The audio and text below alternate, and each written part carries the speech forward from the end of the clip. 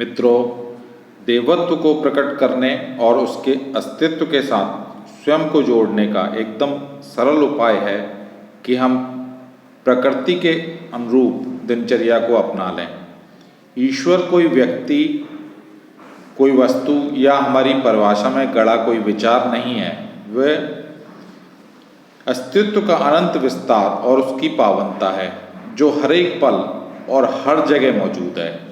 ऐसे में जब हम धरती के अवयवों मिट्टी, जल, वनस्पति और वायु से खुद को जोड़ते हैं तो हम स्वयं को देवत्व से जोड़ते हैं। धरती महज मिट्टी की संरचना नहीं है, प्राणवान ऊर्जा है जो सृजन करती है और सहारा देती है। धरती की पोषण शक्ति अनंत है, वह विशंबरा है। धरती की मिट्टी में वृक्ष और वनस्पतियाँ उत्पन्न होती हैं। इससे प्राणी जगत को अन्न मिलता है जो हमारे शरीर को बनाता है। प्रकृति के साथ जो गंध और ध्वनि है वह सदैव हमें करुणा और सेवा भाव से जोड़ता है। पर्वत और उसकी जलधाराओं के कारण प्रकृति समृद्ध बनती है। पृथ्वी की एकता प्रगाढ़ होती है। ऋतुओं और मेघों से जुड़े मौसम का परिवर्तन सामाजिक जीवन को आनंद से भर देता है।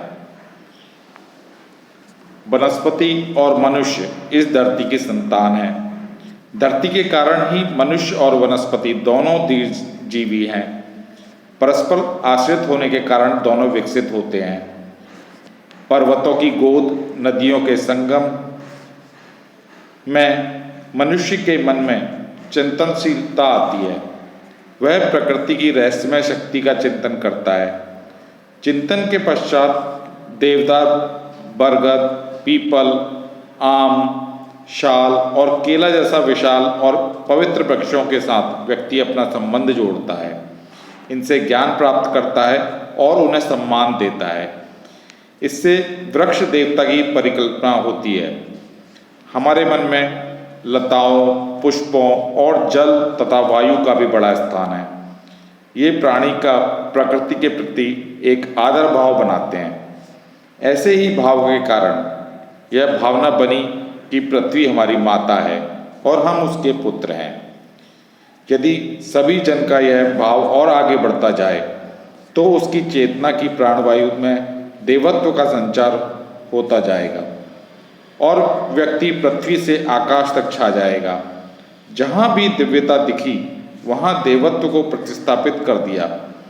जहाँ सृजन, शक्ति और साधना का केंद्र मिला उसे हमने देवस्थान बना दिया। हिमालय देवभूमि है, वहाँ कैलाश पर शिव अखंड समाधि में स्थित हैं। तो बद्री विशाल में श्री कृष्ण तपरत रहे हैं। धरती के हर एक स्थान को देवत्व से जोड़ने के लिए शिव, विष्णु, शक्ति से स्थलों को जोड़ दिया गया है।